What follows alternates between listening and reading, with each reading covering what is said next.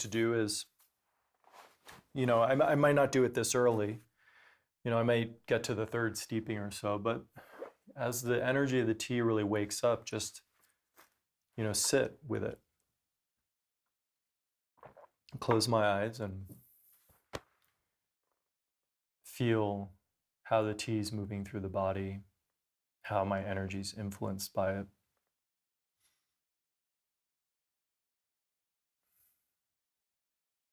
I'm noticing right now that this is a really hard thing to talk about because it's kind of like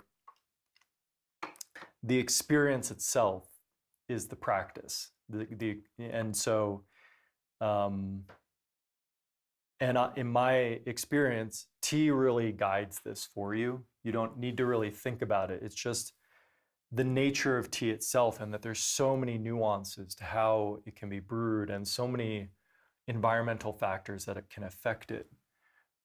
It requires you to bring yourself to the table. And in doing that consistently over time, you learn something about yourself, and it just happens, and there's no point in forcing it. You don't need to plan on having something happen. All that I feel is important is that you make a consistent effort to show up with the tea. And again, it's a convenient excuse because this is the same way that the fruits of meditation come about. If you just meditate once a week, haphazardly here and there, you're not really going to get much out of it. Same thing as if you're going to the gym. If you go to the gym for 3 days in a row and then you skip for 2 weeks, or if you're you lift really heavy weights only once, you'll feel pumped up after that first session, but it really won't have any lasting effect. The things that have lasting effect is little things consistently over time, just like how the Grand Canyon was formed by the softest of elements, water. Over time, carving through that rock. When we show up consistently with tea, we're allowing tea as a teacher to erode parts of us away.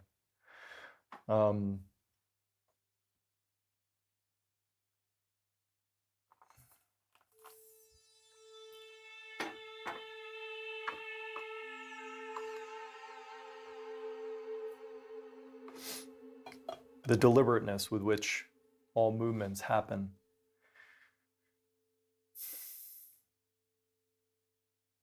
Where is our focus? How's our posture? Where are our hands? And it's not about holding us to something rigid, as I said. Rigidity, I think, can be the enemy of true cultivation. Because if you're rigid about something, you're not present. You're not listening. You're just taking some experience from the past and imposing it on the present.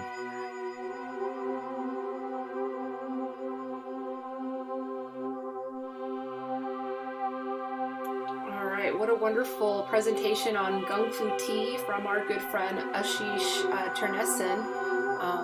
Fortunately, we are on a very tight time schedule because we have so many great presentations to share with you all, and thank you all for your patience as we're moving our way through all of these. Ashish will be having his own tea drinking room during the Tea Talks portion of the festival, which will be happening in about an hour and a half. At that time, we will be giving you the link to how you will join that room and be able to ask Ashish and many of the other presenters from the festival so far about their work and about their presentations. So thank you so much. We are going to move on to our next presenter, who is Gabriel from Bellingham, Washington, to talk to us about tea and wine culture. Of the Bellingham Tea Festival, and also one of the founders of Water Bear Tea Collective here in Bellingham, which is housed at the Alternative Library. And I've come into tea somewhat recently and have really fallen in love with it. I'm thankful to Tealet and Elise for inviting me to participate in this online virtual festival, since so many of these other festivals are being canceled, and this is a really wonderful way to still connect with everyone. One of my main sources of information and satisfaction are books, so I'll be referencing a stack of books that I've got here as we go through this. So why should we be talking about the connection between tea and wine? I think as a drinker, you have a lot of opportunity to use the tools that are taught to the wine drinker that have a lot of overlay. So there's whole books on just how to taste wine, and you could really look at a lot of what's in these through the eyes of a tea drinker. This is a book that's published locally up here from Seattle, and it has really wonderful charts and visuals. Those are all the flavors that you can expect, and it goes through all the different grapes and what to expect from those. So all this literature and all this method really can benefit you as a tea drinker.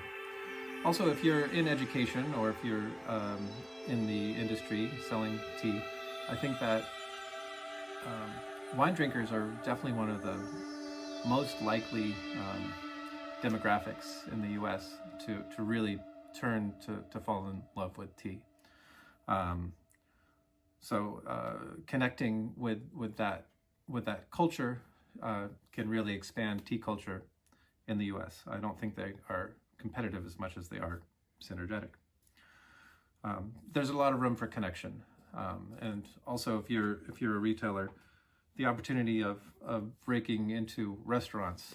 If you understand wine, you can talk to restaurant owners and sommeliers in a way that can be very advantageous to tea culture in the United States. So I just wanted to break this down into kind of three quick concepts. The first is terroir. The second is technology and science, and the last is culture and history. So terroir. Terroir is the concept that where a thing grows makes a difference to how it shows and how it tastes. I mean, this is true from everything from grapes to tea to wine. But terroir is a French term that was really codified and has a tremendous amount of history in that country. And it has just a tremendous amount of useful reflection to be had for both of these worlds, and is used very often in tea as well. So really just wondering, like, where do these things grow the best and why? And that's true that, Montrachet is definitely one of the best places for Chardonnay in the world. And just like Fujian and Guangdong are some of the best places for oolong. So that's just a really wonderful place to start looking at. Also the fact that one of the reasons why these two things that are so great, wine and tea, are so great for looking at terroir is because they're both very diverse beverages that come from one species of plant. So wine is coming from almost exclusively Minis vinifera, and tea is coming almost exclusively from Camellia sinensis. And then also the way that science has really changed these cultures and technology. There's some really great and interesting texts. This is one of my recent favorites, is Neuroenology, which is actually a book that studies how the mind creates the flavor of the wine. It's really looking at what's happening inside your brain as you taste wine. And again, this is so, like, reading this book will also apply to how you think about how you taste tea. Finally, we've got the cultural aspect of this, art, religion, all of these things.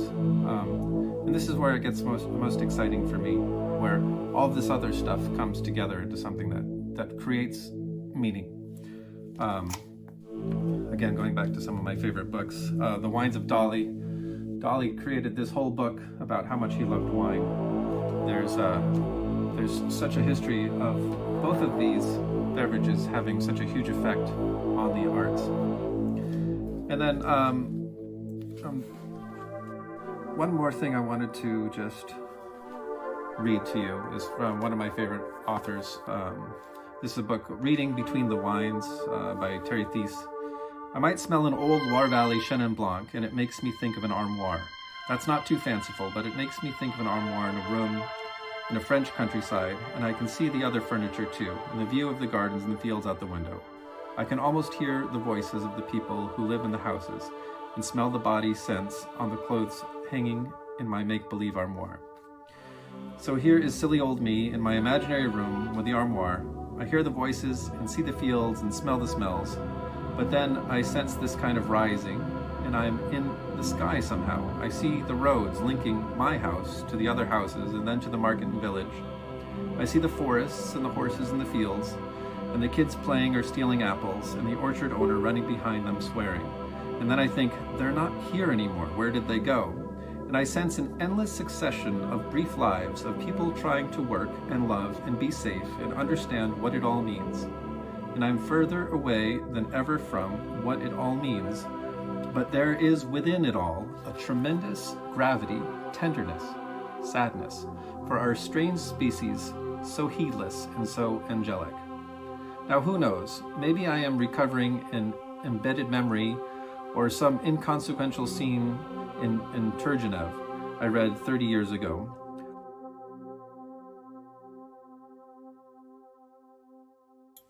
All right, great. Thank you so much, Gabriel, for sharing those insights about the connection between what's up, the Earth's Moon? wine and tea culture. That was beautiful. Stina And Matrix, I think we did thanks get for tuning quite a few in. questions on the Facebook group regarding Check those out books Tealet. that you shared. So, Gabriel, if you can The go to live stream. Facebook and chat with everybody there about those books so that they can find them themselves, that would be fantastic.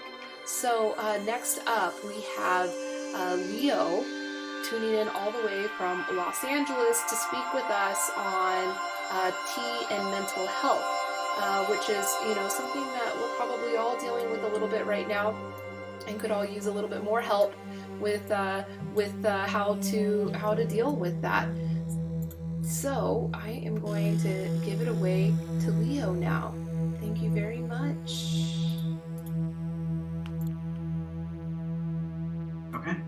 Say when. I'll switch We're over and take off rolling. the stuff. Okay. Let's do it.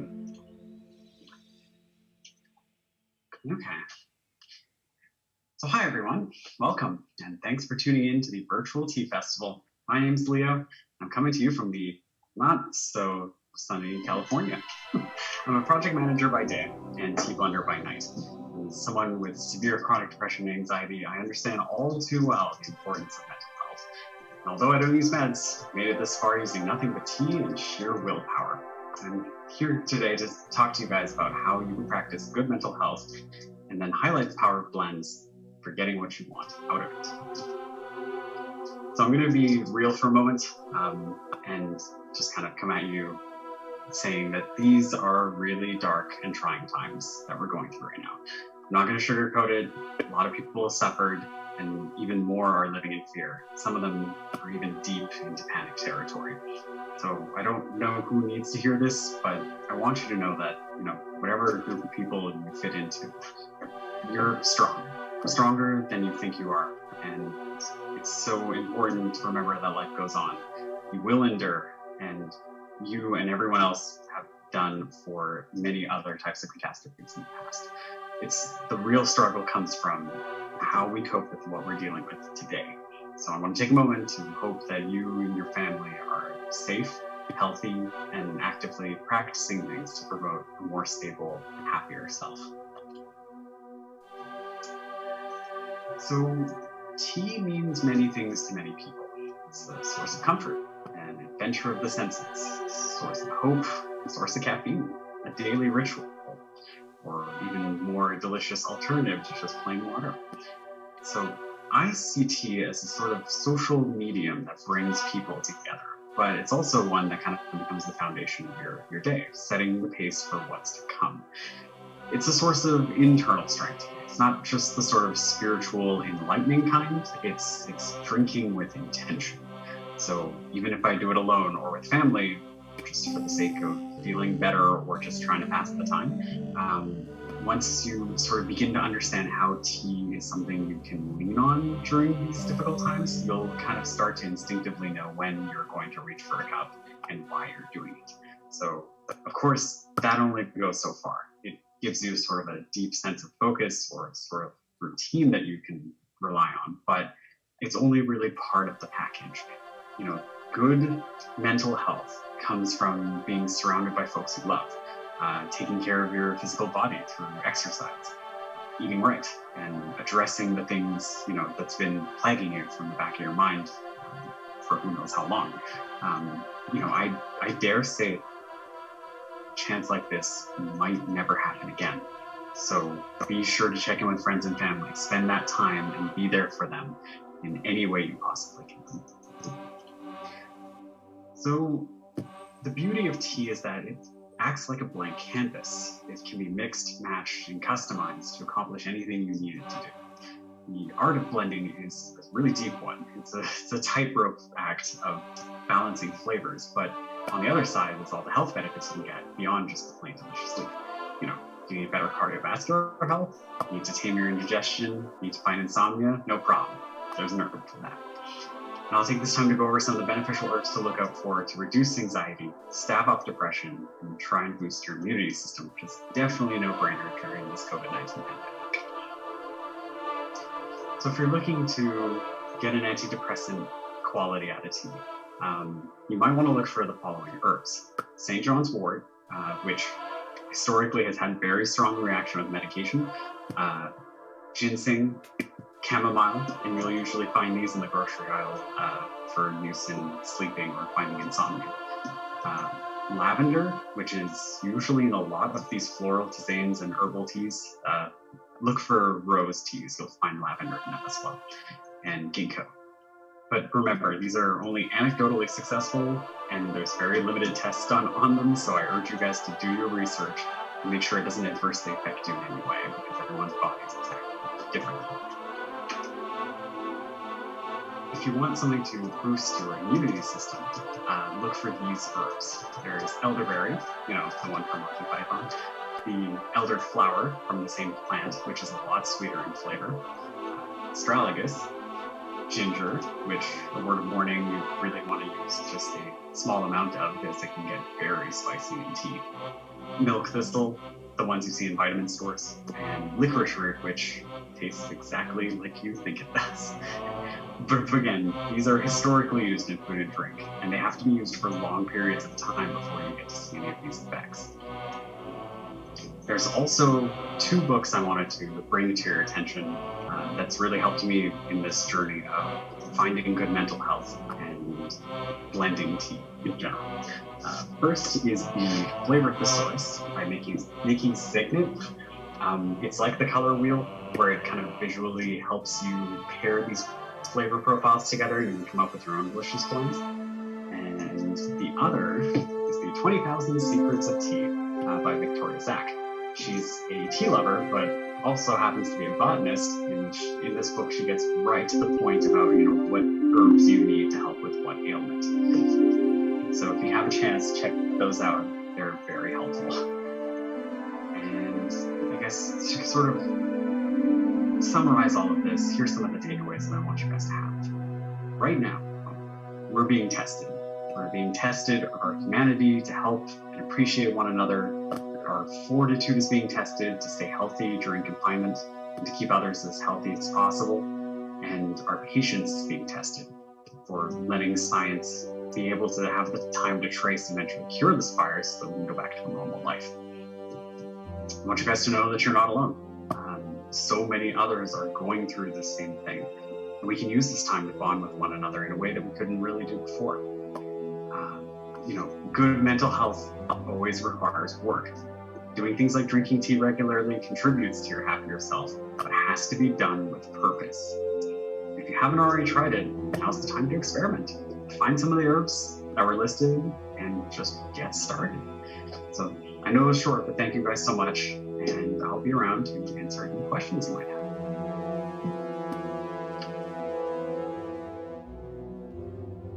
Thank you, Leo, for that great presentation, giving us some good tips on how we can integrate different teas and herbs into our life to help with our mental health. Several people in the Facebook group, unfortunately we don't have time for Q&A right now, but several people in the Facebook group or the Facebook Live have asked for you to list those books. So please, Leo, if you are here, if you are watching this and able to interact, please go into the Facebook Live and add those books there. So next, we have a really exciting, more fun and interactive presentation going on with our good friend Omar Riverstone in Olympia, Washington, to share with us his love and passion for creating magical and fanciful tea spaces. So, Omar, take it away. Let's go this way. I'll show you. Look around. This is a sign that friends of the Beloved Music Festival made for us.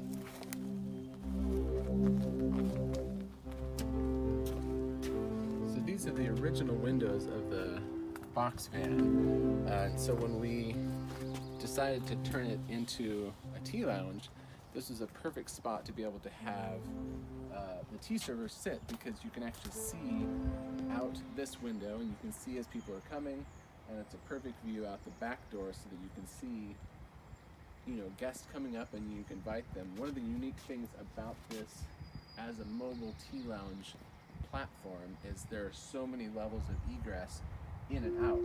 So you've got this side entrance, which is a nice slide. So people can come up from the curbside. So if we're parked downtown someplace, or if we're doing an impromptu tea or teaing an event, this side is nice because you have full access to the curb, and people can walk up this way. When you're at a festival, you can have this full backside open, which is really nice because people can get in that way and can get out that way. And then when we're at a site set up, usually all these brown panels come off, and then this is just an open air gazebo tea room. So this is what we call a side lounge. And when we're set up at a festival, we'll have a primary server in here, a secondary server out here, and we've had a tea table over here, and a tea table over here, and one up here. We've had as many as 6 stations at different festivals that we've done. So being able to have this side lounge makes a much more flexible space. So if I'm the only one serving in the main lounge and somebody wants to come and sit for tea but the main lounge is full, we'll set this up as kind of like a little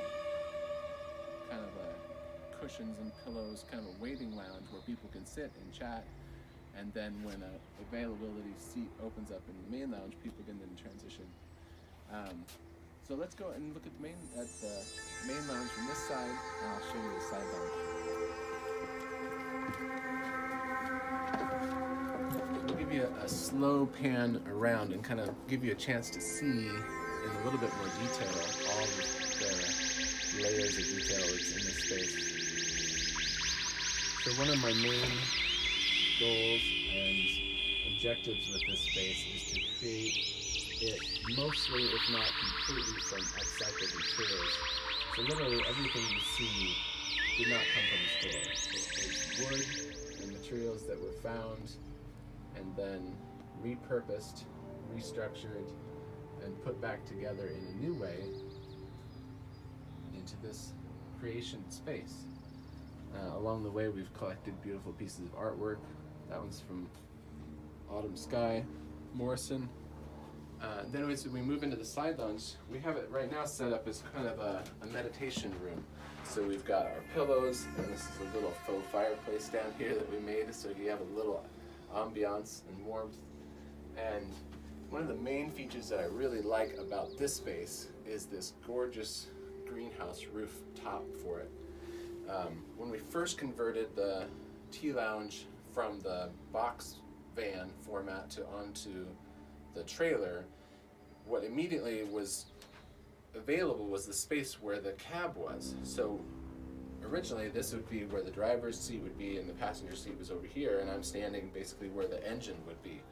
So as soon as we got the box part off and onto the trailer, what it freed up is this gorgeous space where the cab was to be able to have this secondary lounge.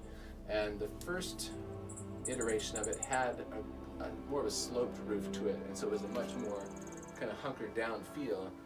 And I wanted the side lounge to be as nice or nicer than the main lounge, so it didn't feel like a lesser energy being in here, but really just a different, beautiful open space. So usually at the festival, all of these brown panels that enclose it are off, so you can just see a full 360-degree view of not only the people and what's going on in there, but also what's going on everywhere else around you at a festival.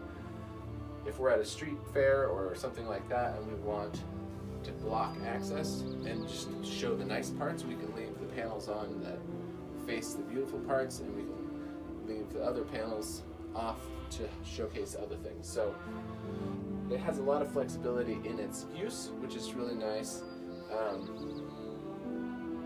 Yeah.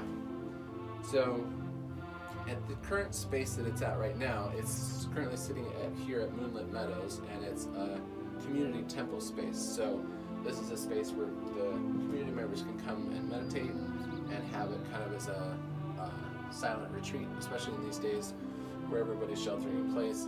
This place can be a bit of a sanctuary where people can come in and spend quality like meditation time, dropping in, having some tea, getting into their bodies, and having an opportunity to integrate and process and connect.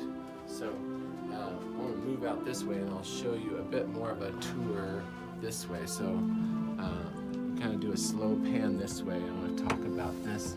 So when I was laying out the designs for this space, I knew that I wanted something over the door, and I didn't quite know what. I wanted some sort of sign, and I wanted it to be illuminated, and I really like the kind of stained glass kind of feel, and so I kind of put my feelers out, and a friend ended up making me this sign, and the word yes for me is just like it's visible from where you're sitting as a tea drinker, as a guest, and I love it as a simple affirmation of just yes to this moment, yes to life, yes to ourselves in this moment, as being able to have a safe space to drop in and to be with ourselves and to be with our friends. So this was a secondary edition after I did the there's a lot of layers. I could get into so many things, but I wanted to show you this little mini tea room that we made. So we have a YouTube channel called 3 Stones Family Kitchen, and I started collecting all these gorgeous little miniature items, and I kept finding a bunch of really cool tea items, but it didn't quite fit with the channel's theme, and so I decided to bring all of the tea-related tiny stuff to the tea lounge and make a little tiny tea room in the tea lounge that is already tiny. So including like a little teeny tiny leaf strainer. I make these full size for real tea service, and so I made a little tiny one. I made this little tea tray.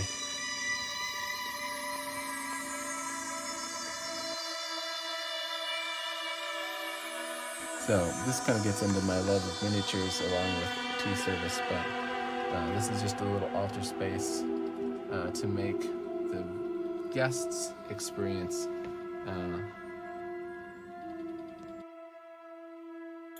Wow, what a special tour we just got from Omar there in Lacey, Washington at the Jasmine Dragon Tea Truck. And I tell you what, if you ever are in the area there in Washington, I do highly recommend that you check him out. Try to get in touch with him. He has been active on the Facebook chat, so you can connect with him there. Please try to spend some time in that wonderful tea space, that wonderful mobile tea space. It's so inspiring, so full of love and creativity. Unfortunately, we're not going to have time for a live Q&A as we originally had intended and wanted to, but we do have a lot of great content left to still share with you. So with no further ado, I would like to invite my friend Michael O'Brien from Philly to show us his love. Our own tea business is being the boss of the art department. I like to write short scripts, then bring them to life with my partner, Alyssa Shea. I've brought along my favorites throughout the years, but let's start with one we didn't make ourselves. Instead, we enlisted the help of John Andrews to hand paint 400 frames in this charming 30-second animation. It's nonverbal, but the message is clear. Tea and vinyl makes you feel good.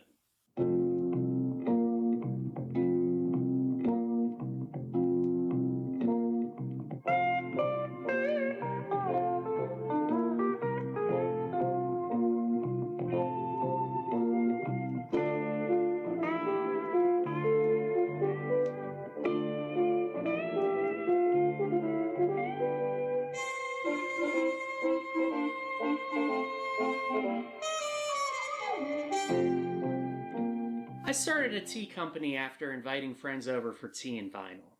The combination was always warm and enriching, and John did an amazing job recreating that feeling. A lot of the videos we make are based off true life experiences, whether good or bad. One time I was at a friend's house when their roommate walked in.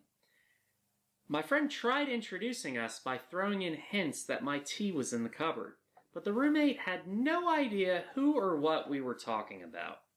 As embarrassing as it was at the time, I knew that would make a funny commercial, especially if we had the right person to say, "Never heard of ya." Moo Moo, I brought you that tea you like. What tea? Craft tea. Caffeine? No caffeine. Herbal tea, handmade in Philly. The cover's really cute. They're all cute. How do I know which best for me? Remember Mike the tea guy? He does vinyl pairings. Huh? He tells you what album fits the vibe of each tea. Does he have any ZZ Top? Hey, what'd you say this tea is called? Craft tea. Never heard of it, but they make good tea.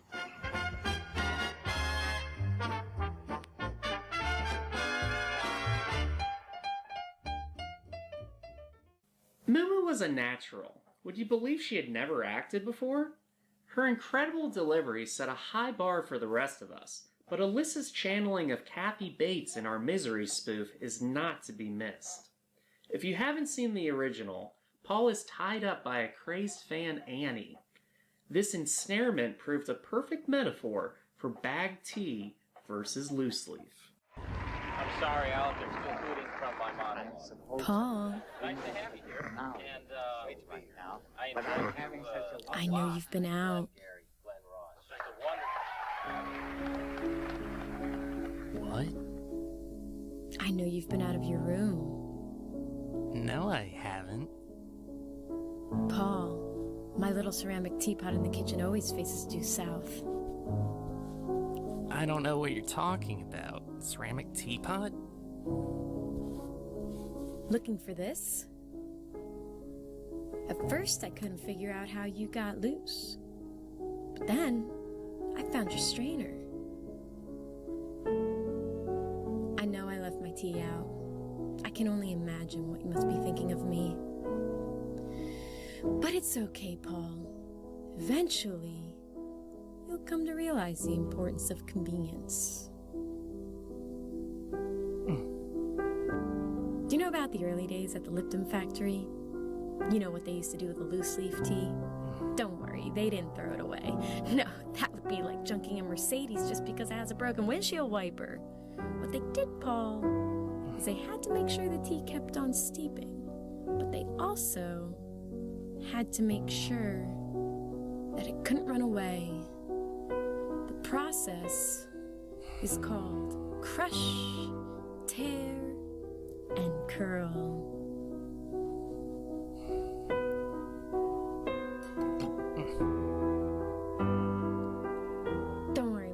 Trust me.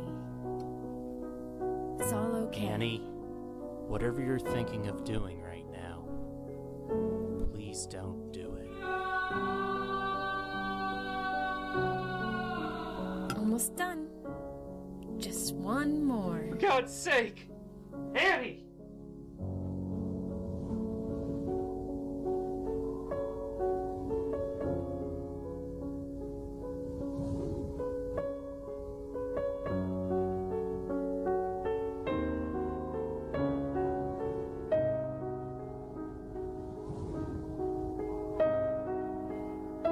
God, I love you. Lastly, we've got our latest and greatest, which was incredibly fun to make and shows we still have a few tricks up our sleeves. Based on John's Yawn John, a sleepy time tea I made for John Andrews and his band The Yawns, the idea behind this video is real simple. Sleep tea is not safe for work. Let's talk digital transformation. Having a customer-first mindset means we all succeed. And just remember, at the end of the day, listen up. If you're not thinking outside that box, you're stuck inside that box. And we don't want that. Now let's take that offline and circle back.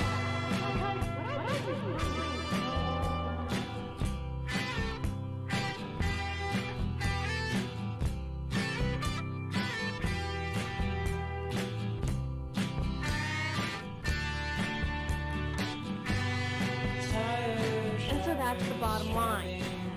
Are you with me? Hello?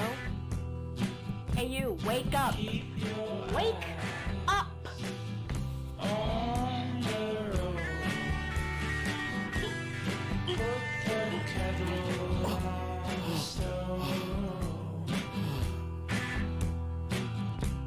Stop the fight.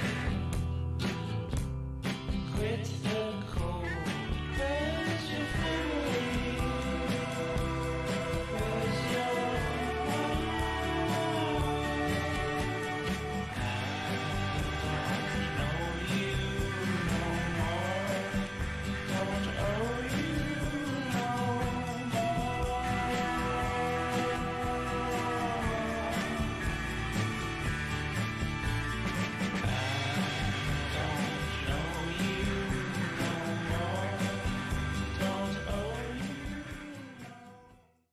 Thanks all for watching. Have a great day and keep on rocking in the tea world.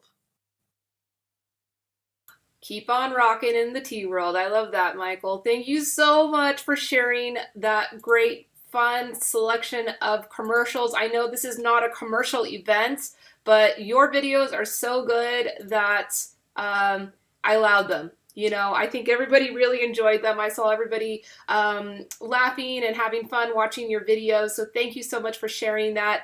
Again, we're not going to have time for Q&A. We've got to move on to the rest of our programming. But it seems that a lot of people in the Facebook are interested in knowing about the music that you're using in your videos. So please, Michael, go ahead and give us all that information so that people can find that themselves. Next, we have Mr. Steve Odell from Portland, Oregon, sharing with us about his passion of tea in relation to his history of working in anthropology. Take it away, Steve. Hi there. Welcome to the Art of Relating with Tea. I'm Steve Odell. And in this very short talk, we'll try to cover a lot of ground around tea and human relationships. My background is that I've been intimately studying Gong Fu Cha for the last 16 years.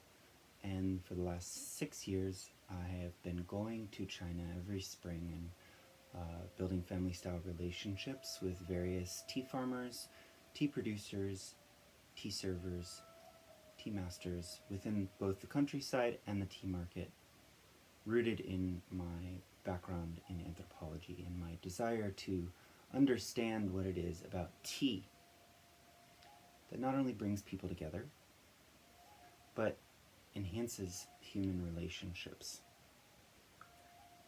So ultimately, if anything, I'll be leaving you with more questions than answers around tea and bringing people together. And at least that's my hope. My ultimate question within this dialogue is, what is it about tea that enhances human relationships? It's the second most drank beverage next to water. And in China and abroad in many places, it's served as a buffer, as an amplifier to almost every single social engagement, whether it's a friend that's come from afar to visit for the day, or any old business transaction. Tea is always there.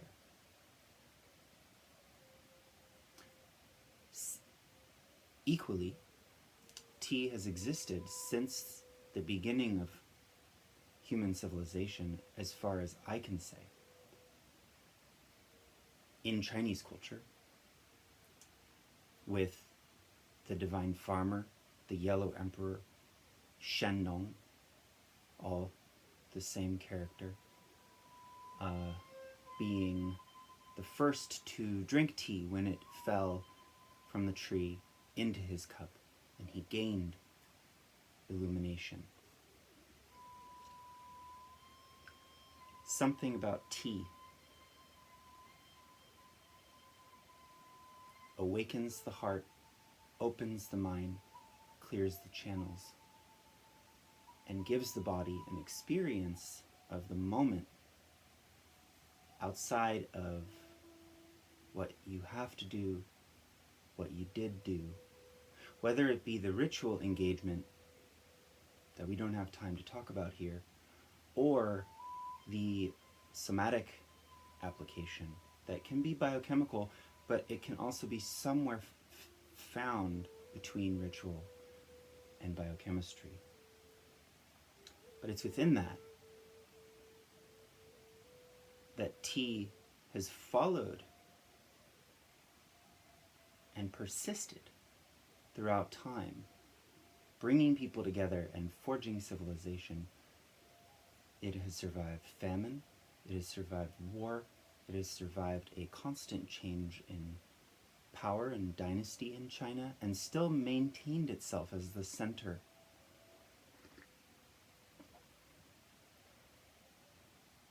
of Chinese culture and relationship. And from that, bringing people together is what tea is all about. Why is that? I don't necessarily have an answer for you. As I said, I will leave you with more questions than answers.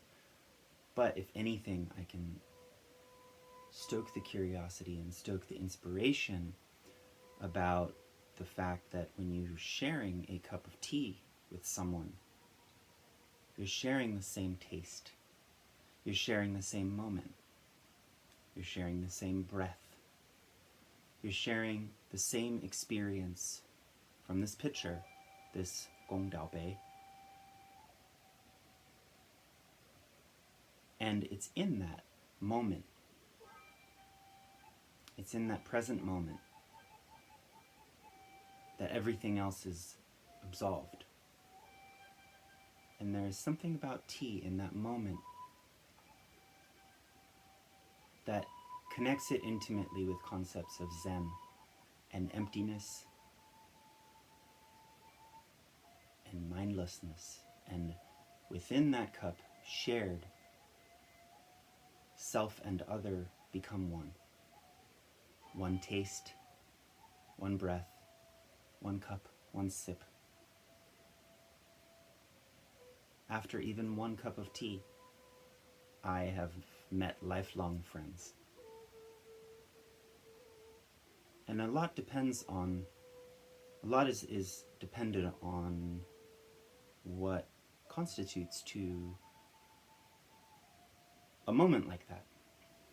But at the same time, I believe that tea is the bringer of that experience of oneness and interconnectedness and desire to remind ourselves of each other, to remind ourselves of the authentic self that is transcendent of the miasma of mental process or the confusion of the heart unsettled.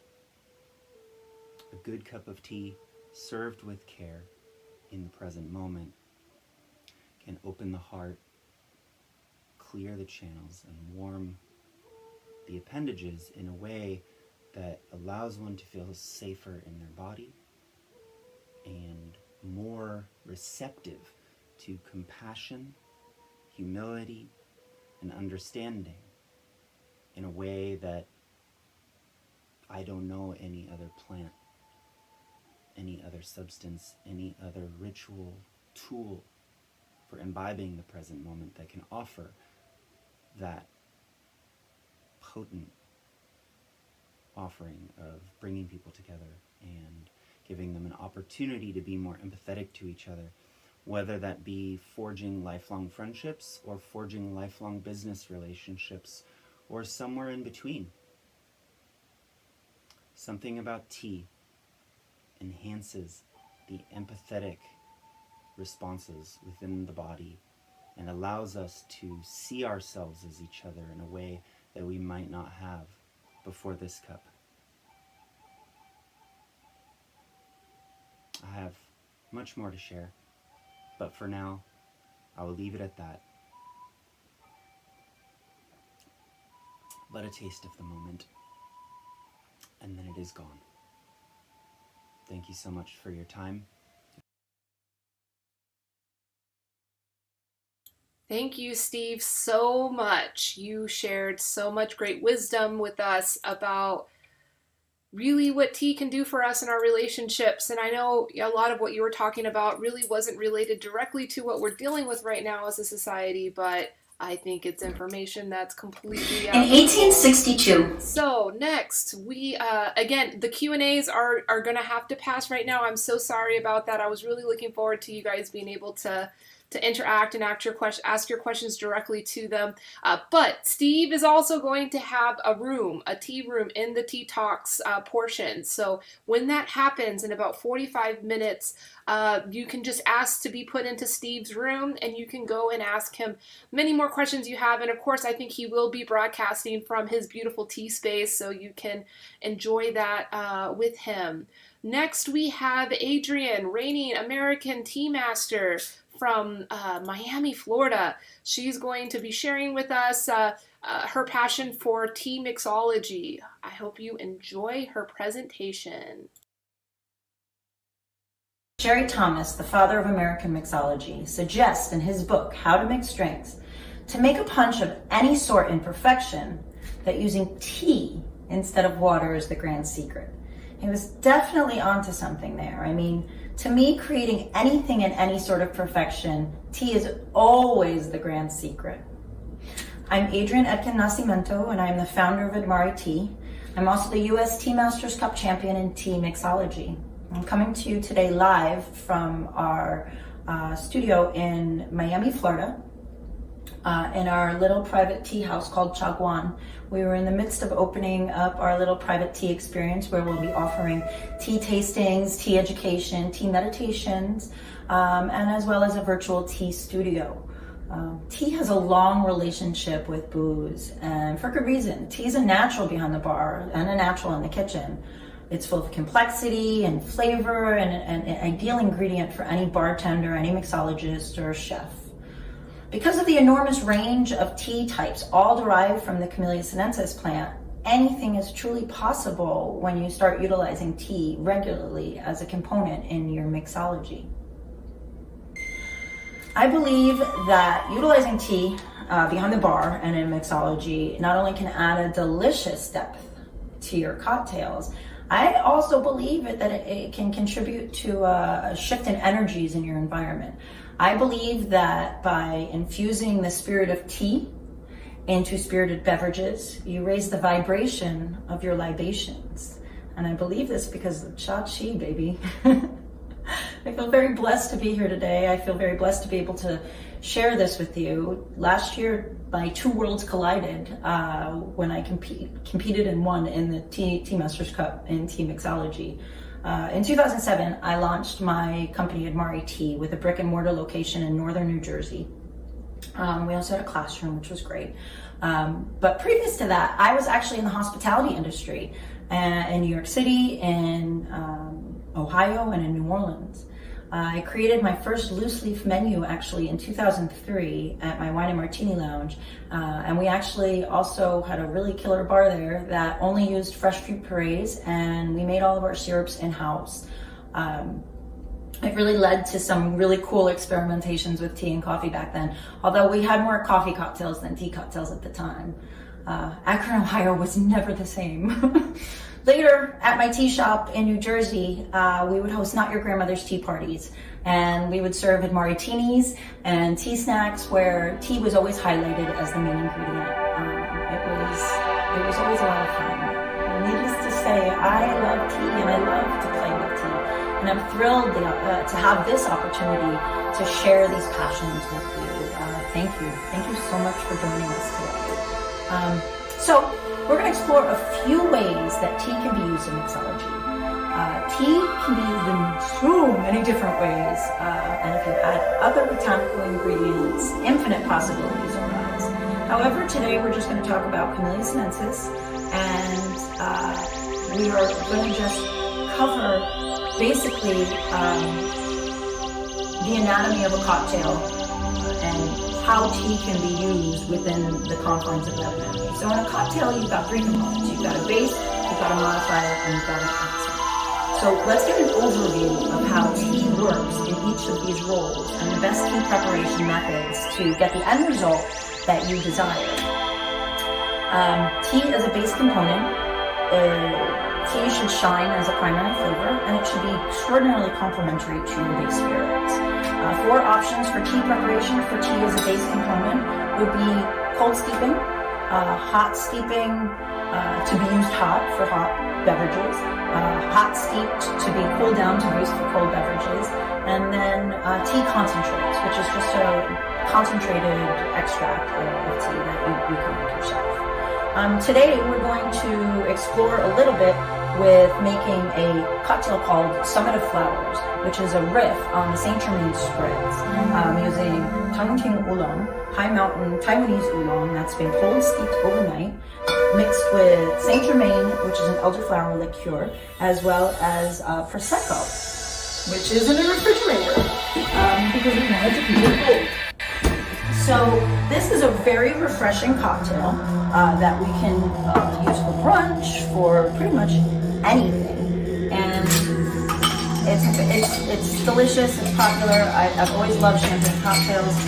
Thank you to my mentor Hervé Rousseau and his bar Flute in New York, where I used to work for him, and he was one of my best teachers and one of my favorite people. So we're going to use about 1.5 ounces of Saint Germain. You can measure it, or you can eyeball it. I'm eyeballing it for today. And we're going to use about 5 ounces of Tangting Oolong. It's delicious Prosecco. I love Saint Germain, and we actually have a great rep here in Miami. She is wonderful, and I adore her to death. And so this cocktail is for you. So we want to garnish this with a couple of beautiful dried chrysanthemums, and we have a beautiful tea, spring, summer, brunchy cocktail. You really get those beautiful floral notes. It's delicious. It really is. When you cold steep Tangting Oolong, it gets very viscous. It's very round. It's very beautiful. Another cocktail that I want to show to you today is using tea as a base ingredient is a Kikkosan tea time. So this is basically a riff on a Arnold Palmer but boozy. So we're gonna do about ounce and a half of Peter's vodka.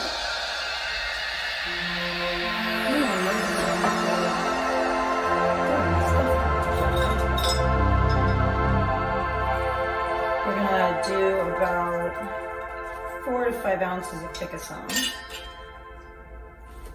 We've got a great house-made lemonade that I made yesterday.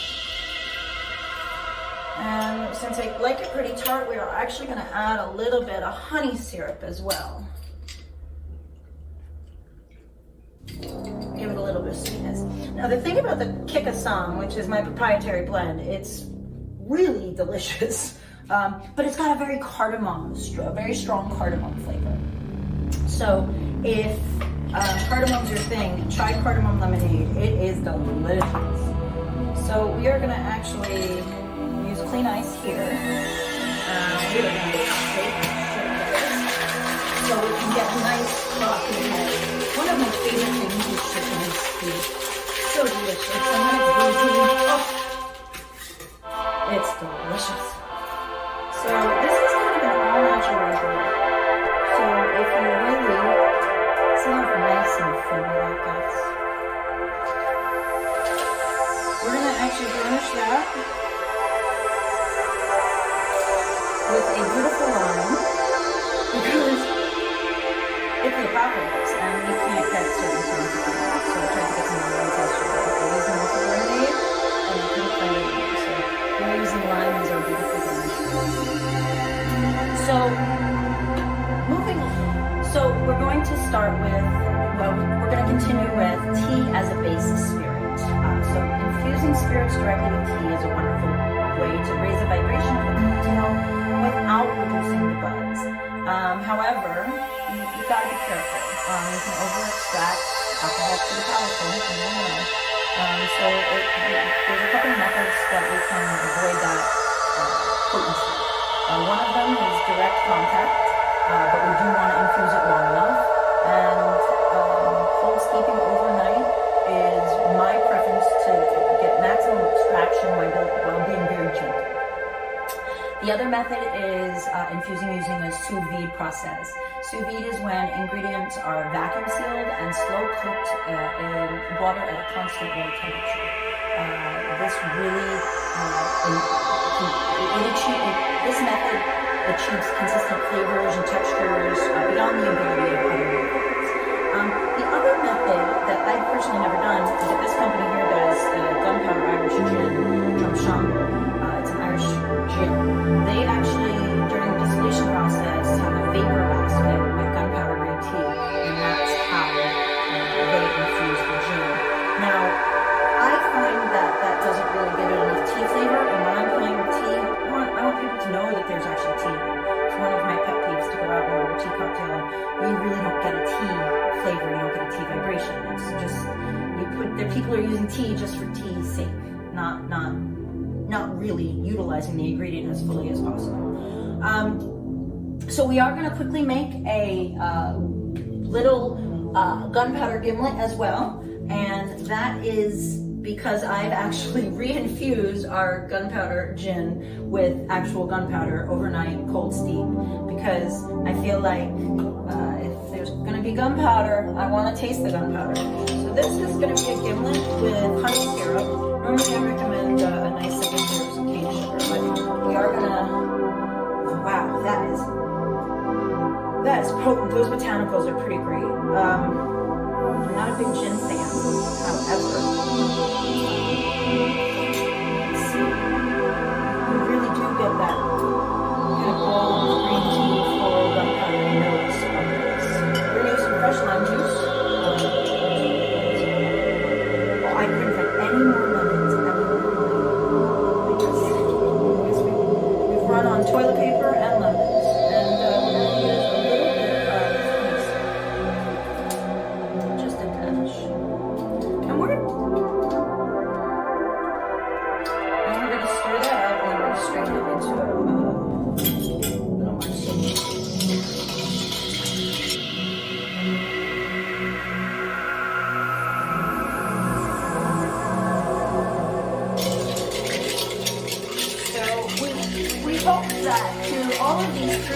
sweet, fruity ingredients, that you still get this tea-like quality. You know, for me, that's the most important thing. I want to taste tea in my cocktail if I'm going to make tea in the cocktail. So for this gimlet, we're going to do a nice little expressed lime wolf, that nice little oil. And it's just beautiful. So cheers, salud. Oh wow, that's really nice. Okay, so we've got tea as a base component. We've got tea as a base spirit component. Now let's talk about tea as a modifier. So what is a modifier and how is it used in the realm of mixology? It's an ingredient that both softens the base spirit and it also adds complexity and flavor to the drink. Options for tea preparation when you're using tea as a modifier: infusing tea into aromatic wines, vermouth or plum wine. We did some infused plum wine, which was ridiculously tasty. Using tea syrups, which is also one of my favorite things. I love tea syrups. Darjeeling tea syrups, Wichita tea syrups. All sorts of delicious tea syrups can be made, either through a stovetop method or my preference, again, back to the sous vide technique. And then tea-infused fruit juices. I love infusing fruit juices with tea. And the way to do that is, again, through a cold steam preparation or through a gentle sous vide preparation. We have an example listed there for you on the PowerPoint about a dragon kiss. We use tea as two modifiers in that. We used it infused into the plum wine as well as into a plum Assam syrup. All of these cocktails obviously can be made as zero proof as well. That is the beauty of tea. Tea can be used to amplify the vibration of a cocktail, or you can just use it as just tea itself. It really lends itself to really creative work in the bar realm. Now, lastly, we want to cover tea as an accent in cocktails. My preference, I've got my favorite, which is bitters, to be used as an accent in tea cocktails, and then also I like using matcha or ice steeped Japanese green tea to get that little bit of umami. Tea as an accent, you really just want this whisper, this really hint of tea. So bitters is a great way. I actually have a line of tea bitters. It's not in production right now. I went through my first batch. I'm still tweaking it, but I absolutely love the puer raisin. And on the PowerPoint that you'll see here, there is a recipe from Curious Imbiber, Benjamin in Brooklyn. He does wonderful things with these bitters. I haven't tasted the cocktails, and I really look forward to the day when I can get over there and he can make a cocktail for me. So thank you, Benjamin. Bitters are a great way to add an accent of tea without diluting or adding extra ingredients just to get the tea in there. What are the benefits? Why do we want to use tea in mixology? And there are a couple of them. Other than it just being delicious and we love tea. Adrian, thank you so much for that wonderful presentation on tea and mixology. Unfortunately, we have to move on, but I think that our viewers had such a fun time getting to learn all your cocktails, and hopefully they'll get to try some at home. I saw Mike over at Tealet say that he was gonna go get his cold brew ready for his hojicha cocktail for tonight. So I think you've been a great inspiration for all of us in our pursuit of love of alcohol and tea. So yes, that was reigning American tea master mixologist Adrian. Now we are going to move on to watch a presentation from our dear friend Sohan Fan, based in Austin, Texas. He's going to be talking to us. His presentation is titled "Tea is the Seed." Again, I'm sorry that we're not doing the Q&A portion, but all of these not all of them, but I think even Adrian, she will have a Zoom room when we get into the Tea Talks portion that will start at 2 p.m. So, without any further ado, let Sohan take it away. I've been importing tea from farmers in China for about 8 years, and there's a whole culture of tea over there, as you probably know. But what I've discovered in the past 8 years of being a tea importer and tea merchant here in America is that we have an emergent tea culture, and getting to see what that looks like from the ground up is a really fascinating process. And when I first started importing tea, I thought of it as being more or less like, a merchant. You're buying stuff, you're selling stuff, and that's kind of it. But what has emerged in this time of serving tea at dozens and dozens of festivals and parties, and also owning 2 tea houses in Austin, a tea spot, and then running a tea house, I discovered that when you serve tea, and especially serving tea in this way, the space that it holds gives rise to a very distinct culture and a very distinct community. And I've spent a lot of time thinking about this community and what makes it special, what makes this experience of drinking tea in this way special. This is Gong Fu Cha, the Chinese tea service. And what I found is that from it you get a very distinctive community that is diverse but also cohesive. So you have cohesion without conformity. Everybody's not the same, but they continue. The way we've been restructuring the company in a businessy sense, and so we've been distilling the core values of the company, and we've taken them from this experience at the tea house. And the first of those is inclusion. Anyone can drink tea, and anyone, Muslims, Buddhists, they can drink tea. They can't drink alcohol, we're not supposed to drink alcohol, but they can drink tea. And likewise, we don't need to know anything about tea in order to drink it and to enjoy it. If you're serving the tea like this, then you should know about it. But if you're just a guest and you're just enjoying the tea, then all you need to know is how to ingest warm liquid, which is one of the first things you learn as a human being. And then it also, tea can't hurt you. You know, it's not something you don't have to take your friends' keys away from them. You don't have to worry if your friends are going to get home safely or that someone's going to get in a fight. You could get in a fight with drinking tea, but it's unlikely because it's hard to be mad at someone who you're having tea with, and also these little cups are just making it ridiculous to get into a wall holding these. And so that's inclusion, and inclusion creates a safe space where people can be vulnerable, and vulnerability invites expression, which is our second value. And this expression can manifest in the form of, deep, authentic conversation, which is something we experience all the time at the tea house. Complete strangers getting into amazing conversations with each other at a depth that we don't usually experience heretofore. And also other forms of expression, like people will go into a bar and speak to the tea house. People will have spontaneous jam sessions where they have a community where people are doing instruments. And the point is not to come and jam, but it happens all the time. People will compose poetry in the tea house, poetry about tea, share poetry at the tea house, again, spontaneously.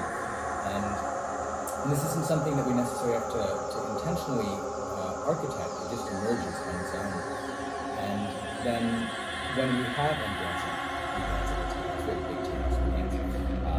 And the third value on that list is celebration, which is the result of all of this authentic expression, is that when we're in this safe space and we have this common shared experience of this tea service that we're doing, then people can receive each other's expression better and they can celebrate it, which means they receive it with joy and gratitude.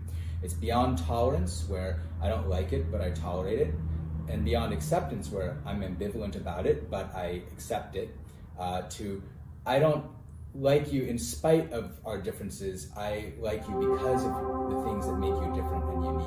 And that's what when we talk about celebration, that's what we mean. It's something we get from tea culture. And then the last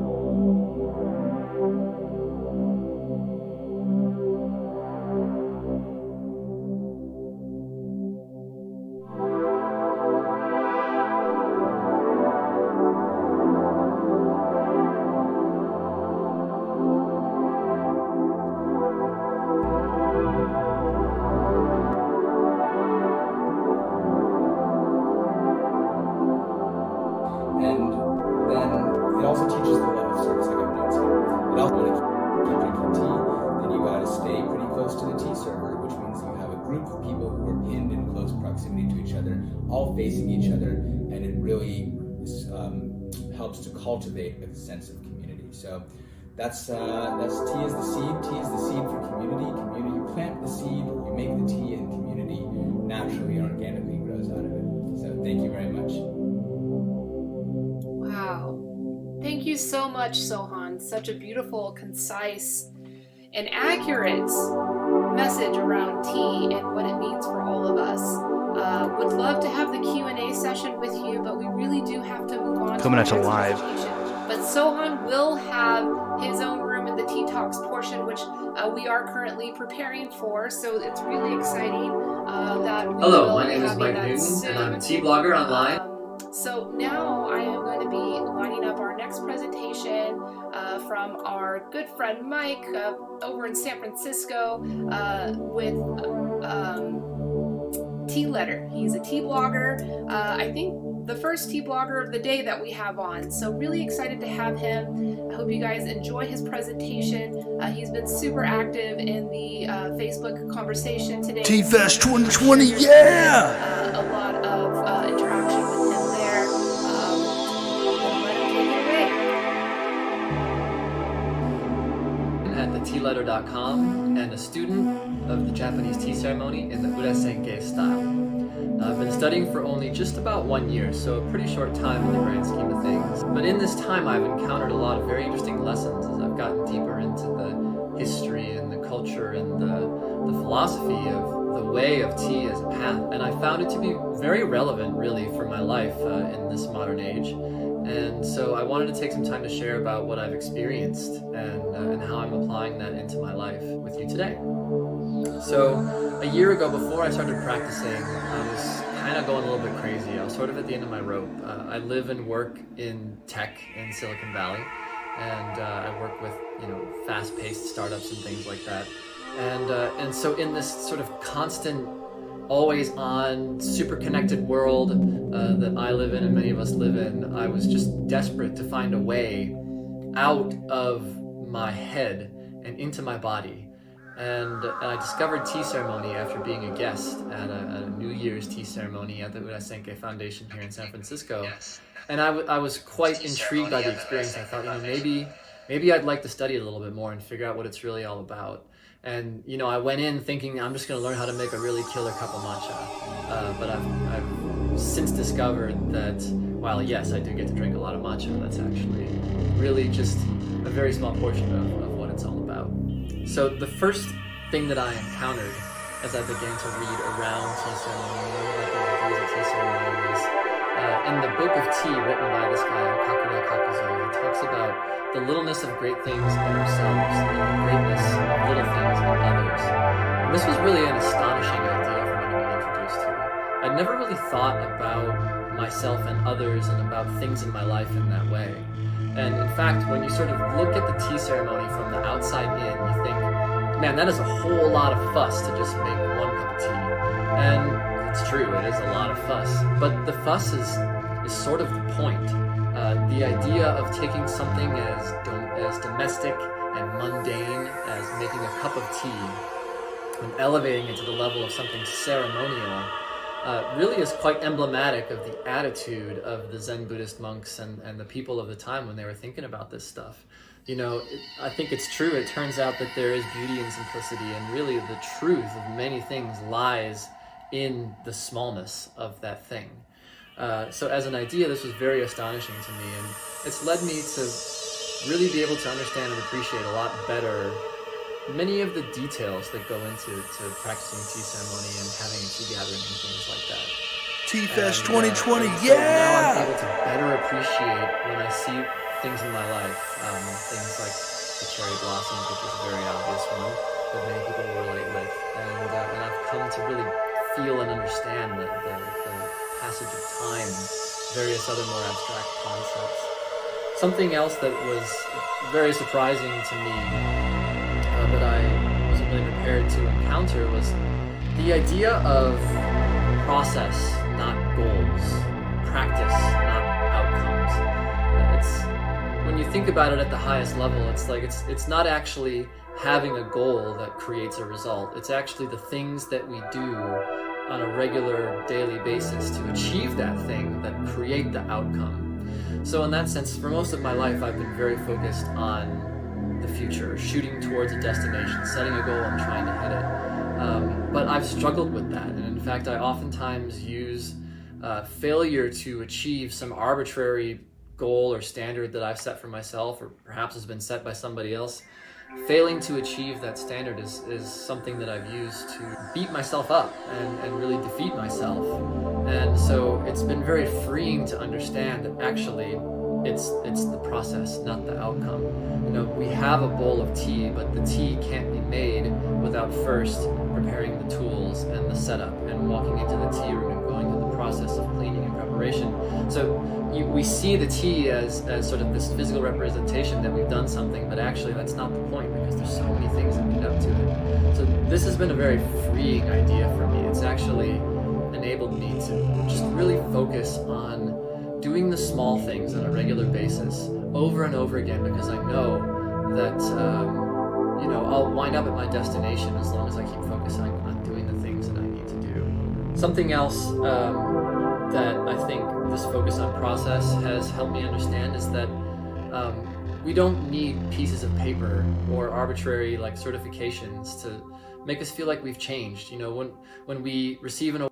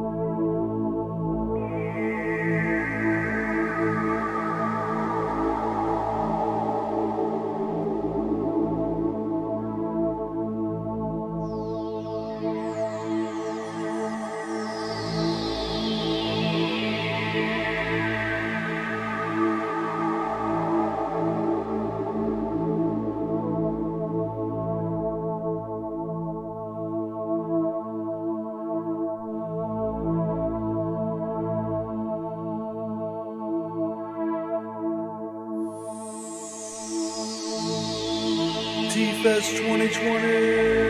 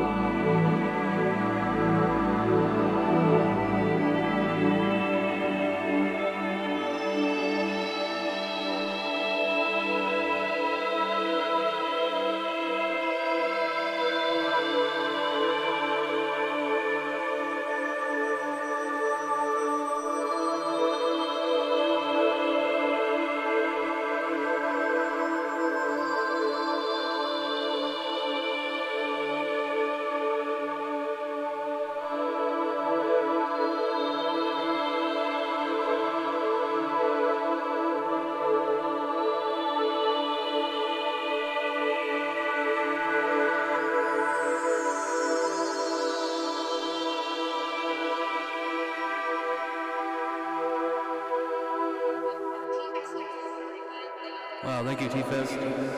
TeaFest 2020, yeah!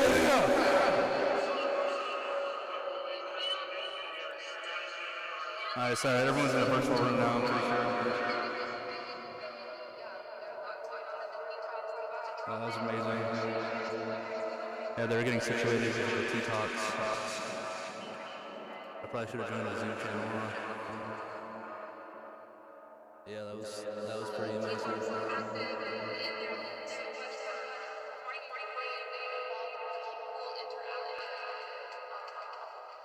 Tea talk. Tea Talks is active. People are in there. Thank you so much for finding your way and getting involved in such a cool interactive tea space. So yeah, just bear with me. I'm going to turn my sound.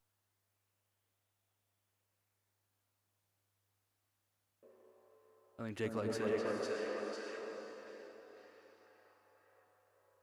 Sound off as I get myself sorted into the room. Nice. Yeah, I got some thoughts on it.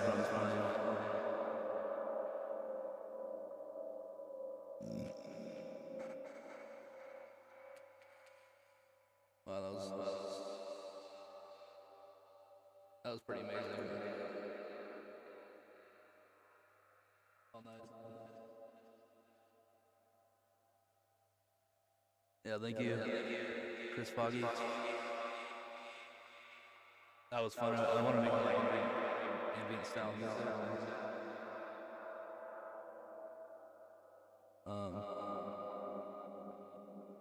Hey, what's going on? Is her mic working? Wow, that was fun. So what now? Is the tea time? Did the mic go out? Really? This is like their first time live streaming.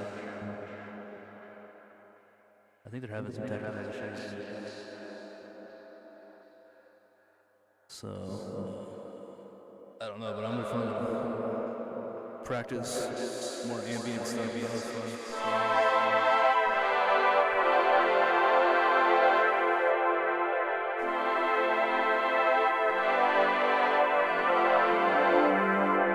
Reminds me of like a Carbon-Based Lifeform song. I think Carbon-Based Lifeforms is like my favorite band, my favorite ambient band when I was like 16, 17.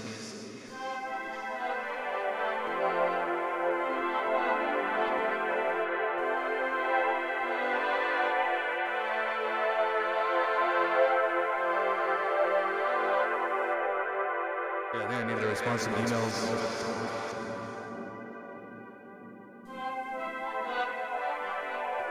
I think there's like 100 something people in the chat room.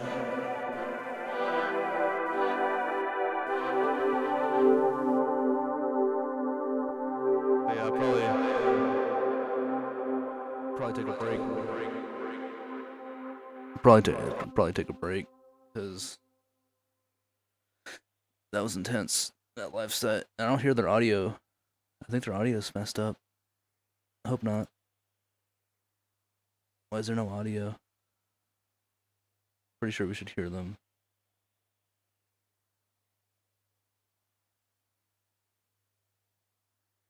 Yeah, I think their audio's out. I'm gonna tell Jake. I think the audio is out on your live stream. But everyone's going to the Zoom chat room now. They're like virtually chatting. But yeah, I don't know what to tell you. I guess. But yeah, I think I'm gonna end my stream. That was fun. I guess you can expect more ambient stuff in the future. But obviously I like to mix it up a lot. Wow. Yeah, I had like 100 viewers or something on the Facebook. The Facebook stream had like 125 viewers when I was playing. And they were all listening to me play ambient music. A couple people even thought it was good. They were like, wow, thank you, this is excellent. Or like, thank you for playing. I was like, you're welcome. Well, I didn't say that, but I think I said a few things. Yeah, pretty sure their audio's out. I don't know. But yeah, if you wanna check out the live stream. So yeah, just to catch everybody up, the Tea Talk Alright, there Rooms it is going really well. There's a lot of activity going on. So yeah, just to catch everybody up, the Tea Talk Rooms is going really well. There's a lot of activity going on. Lots of people there. We're almost, it seems like we're almost at capacity. So this is incredible that so many people are sitting and drinking tea together. And just one moment, I'll be getting myself into one of these rooms. So anybody that is watching the live stream will be able to kind of see what's going on. Again, thank you for your patience, and I'll be broadcasting from that room any moment now. Thank you. I think there's some kind of issue with like the using the audio for that and for Facebook or something. But I don't know, not my problem. But yeah, I guess I'll maybe be back later.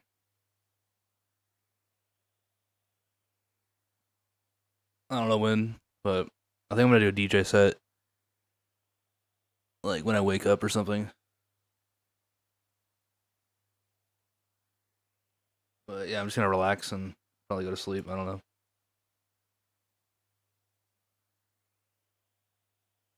So yeah, thank you for tuning in to the Space Between Space Research.